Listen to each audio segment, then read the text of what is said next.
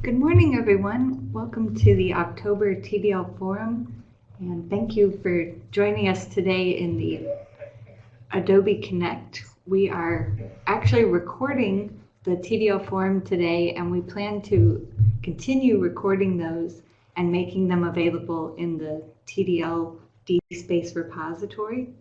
So that's why we are moving away from the TDL conference line for these forums.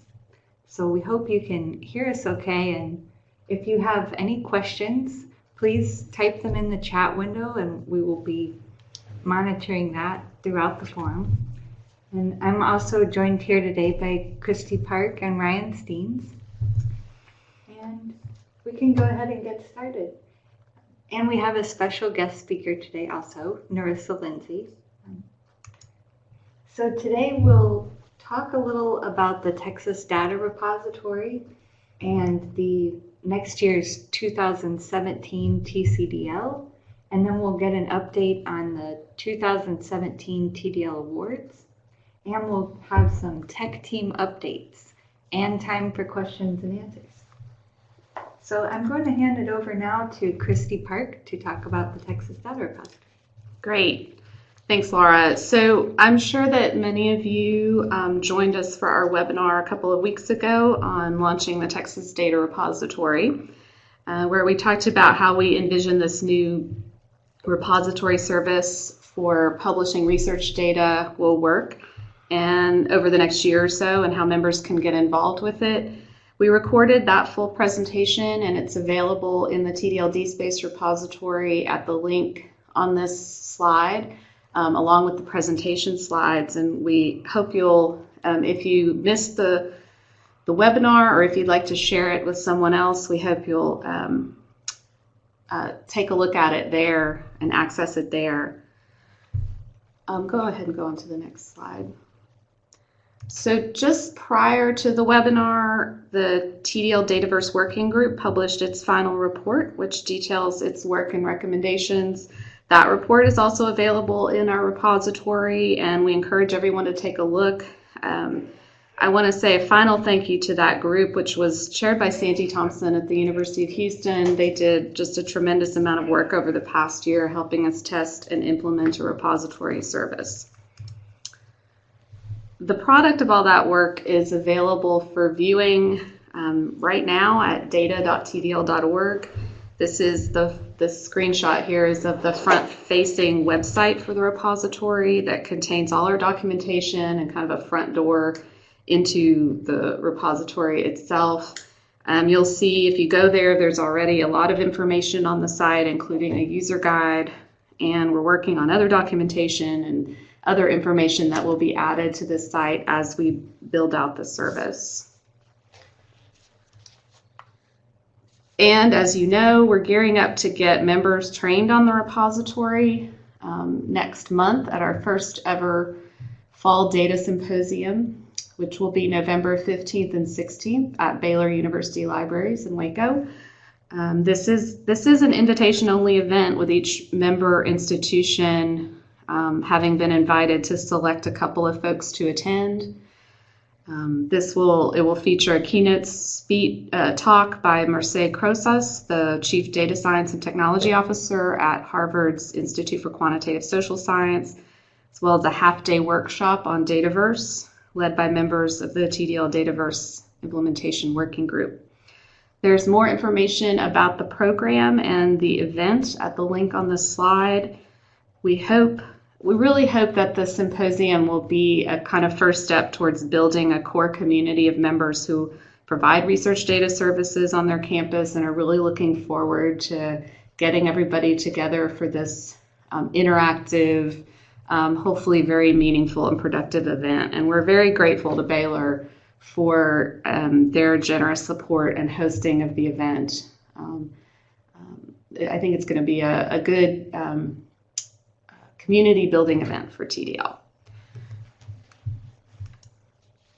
Okay, next I'll talk a little about the 2017 Texas Conference on Digital Libraries. So the planning committee has been hard at work already on that, getting that programming together. It will be May 23rd through 25th. and at the Commons Learning Center on the J.J. Pickle Research Campus in Austin, where it was last year in 2016. So we will have registration up soon and more information about programming and workshops, and you can keep updated on the website there. Also, as attendees of the TDL Forum today, you are the first to learn that the call for proposals will be announced later today, but you are getting the sneak preview. So the deadline for that will be February 3rd, and we'll be looking for presentations, panels, 24/7s, posters, workshops. Some of the other things we're working on are hosting some of the committees and working group meetings during the conference. So if you're part of a group or affinity group that would like to set aside some time and have a space to meet, we'd love to hear from you. You can contact me and I will bring that to the committee. And we have already some great ideas for networking opportunities and some dine-arounds. So it should be an outstanding TCDL, and we will keep you posted. And next, I'm going to hand it over to Nerissa Lindsey to talk about the 2017 TDL Awards. All right, everyone, can everybody hear me? I know my microphone was faint earlier, but I'm hoping everybody can hear me. Okay, great. We've got a really great group of people working on the 2017 TDL Award committee this year. It's myself, the chair, Kidder up at University of Texas Medical Branch, Dan Brannon at UT, Sarah Potvin at Texas A&M, Aaron, I'm going to put you this name. It's either Coe or Choe at University of Texas at Austin, and then of course our TDL's Laura Waugh. The big news that we have this year is that we're actually going to have a new award. It's a new Graduate Student Excellence Award. And this award is intended to honor an individual graduate student that has demonstrated overall excellence in contributions to digital library practice. Nominations will be open to graduate students currently enrolled in a Texas higher education institution pursuing a degree in any discipline. We discussed it and decided to keep it open to more disciplines than just LIS because maybe somebody working in computer science may. Sorry guys, I'm holding the microphone up as close to my face as possible, but it keeps slipping out of my fingers. Can you still hear me?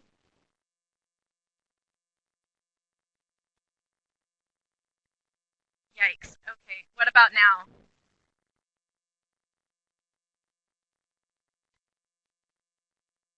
Okay, sorry about that, guys.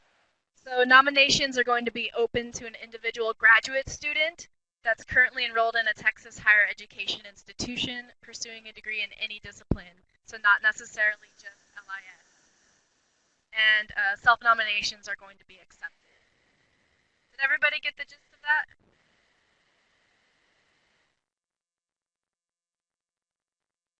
Okay, great. So some important dates and other information. The deadline for the TDL Award nominations is going to be January 31st this year, 2017. And the notification to the awardees, one, is going to be March 10th. And then, of course, as we just heard,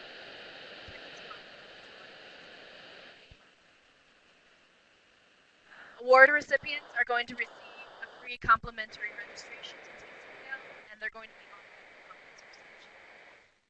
If you want to know any more about the awards, or if you want to nominate someone, we have all of that information up on the tdl.org/awards website.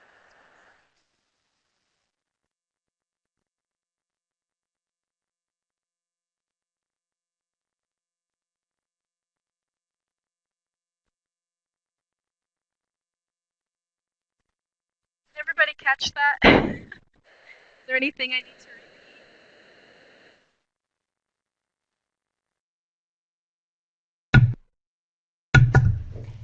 Thank you so much, Nerissa. It was a little choppy, but hopefully everybody caught most of that. Just as Nerissa was saying, one of the exciting things this year is the new Graduate Student Excellence Award that will honor an innovative and outstanding work in digital libraries from a graduate student. And there's more information on the TDL Awards website. And then some important dates. That's a great question, Santi. As I was going to mention, again, since you are attending the TDL Forum this morning, you are getting a sneak preview of the nominations, the call for nominations, which will be coming out later this week officially. But all of the information is already available on the tdl.org/awards website. So you can feel free to already start thinking about those nominations. For each award, we have a nomination form that's easy to fill out and submit. And the deadline for those will be January 31st, and we will notify awardees by March 10th. And as Nerissa was saying, just a reminder, for each award recipient, you will have one free registration to the TCDL and be honored at the TCDL conference reception. So yeah, if you start thinking about those nominations, we look forward to hearing from all of you. And thank you again, Nerissa. We really appreciate you talking about this with us. Next, I'll hand it over to Ryan for some technology team updates.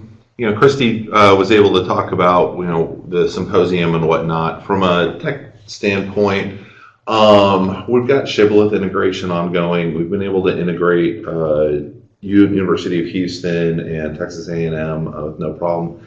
If you suspect your university is going to have lots of forms we're going to have to fill out, and lots of communication we're going to have going both ways to get Shibboleth approved, it's probably best to get to it sooner rather than later. We're seeing some really long timelines on this. You'll notice here that we do have the hyperlink where you can see the system if you'd like to be checking out our existing production Dataverse. And we are currently working on reports for the local administrators. Every university will have someone who's kind of the head data repository librarian, and we will be sending those folks reports that are both difference reports and full reports of everything that's in the system, depending on what they'd like to have. In preservation, we've been doing some testing with UT Austin to push content up to the Digital Preservation Network. Just as we were undergoing that testing, it was announced that version 2 of the internal code for DeepIn was imminent. It'll provide greater reporting, but that does mean we're all on a pause DeepIn wide right now for pushing content as everyone upgrades to the new system. That's a good thing, but it does mean that we have slowed down a little bit there just as we were getting going. Next month, Aaron Choate will be joining us from UT Libraries. He's the Texas Node Manager, and I'm sure he'll have lots of great things to share with us.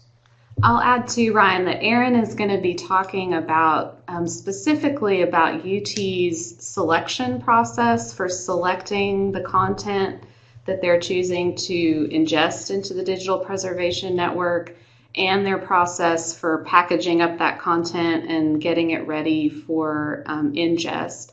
And so we hope this will be something that will be helpful for members to hear and learn about as you guys are thinking about content that you might put into either the Digital Preservation Network or TDL's other digital preservation services. Digital Public Library America is something that we're getting involved with. Christy's talked earlier in prior forums about how we secured a grant through TSLAC. And at this point, we are now in the early phase of our project for the year, and we're currently reviewing work at some other hubs to see what they've done with their technology.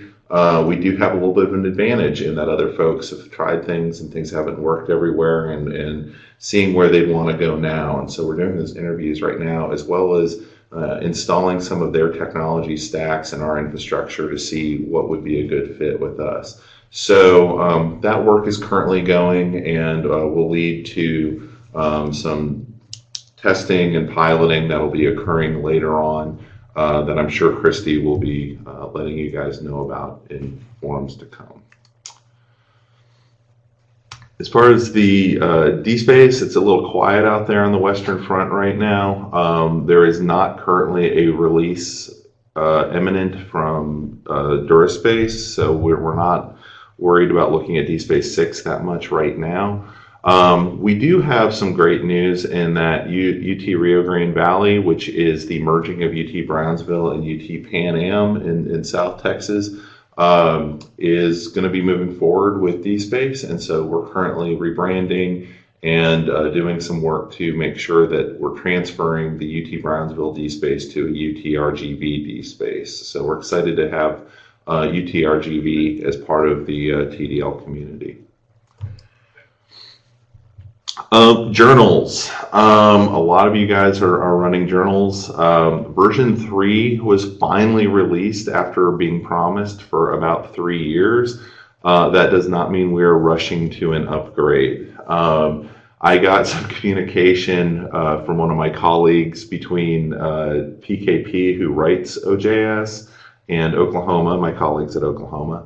And they were, PKP themselves are recommending not to upgrade until 3.1 is released. They want to make sure that they've caught that first round of bugs and any issues that are out there. So as we're now running about 60 journals, I'm not in a rush to upgrade. You have to immediately re-upgrade. So more information about that as it comes, but we'll also have more information about what version 3 of OJS is that we'll communicate to both all of y'all, our member institutions, as well as the users of OJS.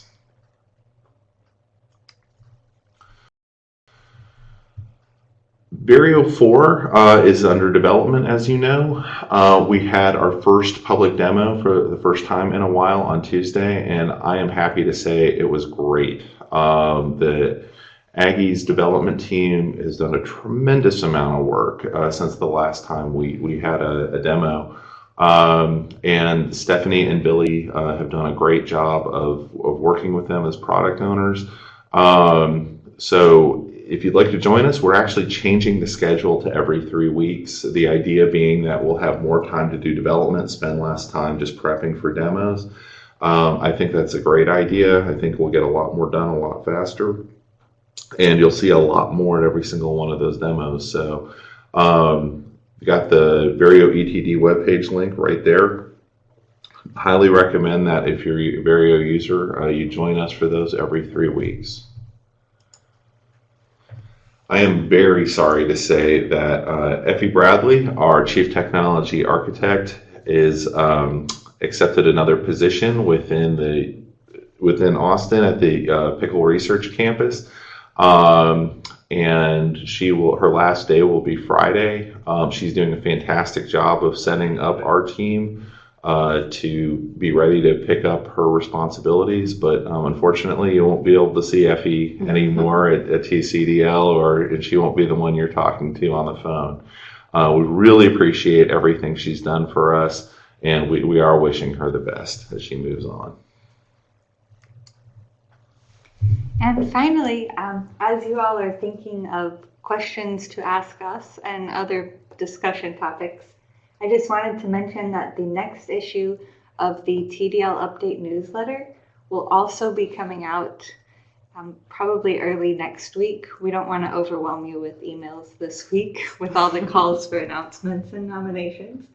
But in this issue, we're going to have a featured member story about Texas Tech University Libraries, one of their OJS journals, and a featured member profile with Peace Awesome Williamson from UT Arlington. So be on the lookout for that. And thank you all. And do you have any questions or things you'd like to talk about?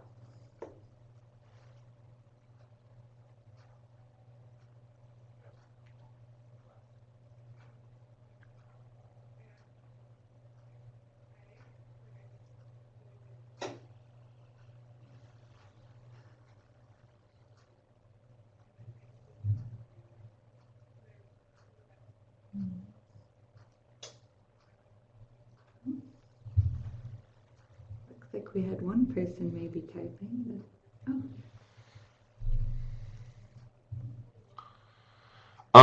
Yeah, right now, we have not had much time to look into the linked data capabilities of DSpace. We are aware that there is a layer of RDF within DSpace 5. And we looked into it a long time ago in a galaxy far, far away when we first upgraded to DSpace 5. Unfortunately, that staff has also turned over since then. I think it's something worth looking into, especially as we upgrade to 6 and as we think about other technologies we could be employing at TDL. If there's anything specifically you're thinking you'd like to be doing, let us know, and it's certainly a conversation we can have. Yeah, and I think that with topics like that, Nerissa, which I think is a great topic and one that a lot of people would be interested in. We'd be interested in, if there is demand from the community for looking into some of those things, into facilitating a working group or a group of folks who wanted to look into it and report back to us. If there is interest in that, then yeah, we should maybe start talking to each other. Yeah, okay, so we've got interest from Texas Tech, and Santi mentions the metadata working group as a potential audience for interest. So we also have the TDL Google group, which is a way for people to start talking to each other about this. So what I would encourage is Nerissa or Joy, if you're interested, to post something to that Google group or to the metadata working group listserv or the DSpace users group listserv, and see if we can generate some interest in getting people together to talk about it. And we will kind of participate in that too, and are happy to facilitate a phone call to kind of start talking about it. Yeah, I would love to work with y'all on this. It's something we're very interested in here. Our bandwidth, I do appreciate you acknowledging that. Yes, our bandwidth here is a little limited. So, providing technology to try things out is something we can absolutely do. That's why we have a development environment.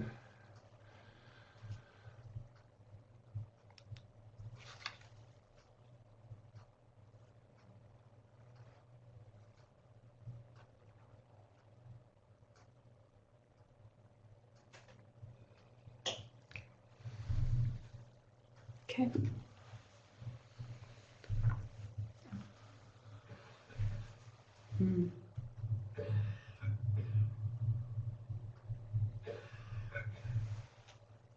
Is UNLV using DSpace, Nerissa?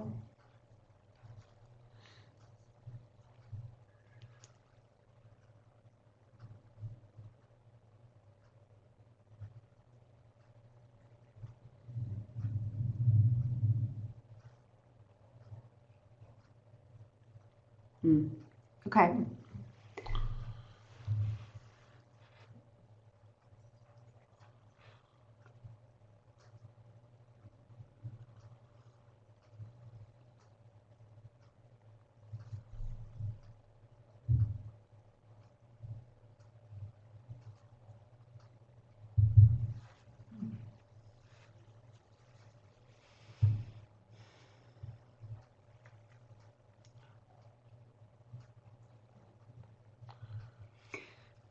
We'll take a look at that, and if you can send us the link, that would, if there's a recording, that would be awesome.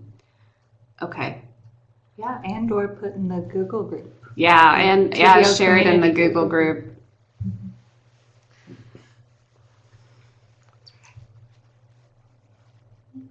Okay. Well, we're coming to the end of the hour, but thank you all so much for attending today, and thank you to our guest speaker, Nerissa, and everyone for all their ideas. So we look forward to seeing you in November. And as always, if you have questions in the meantime, feel free to contact us. Thanks, everyone. Have a great rest of the week. Go team.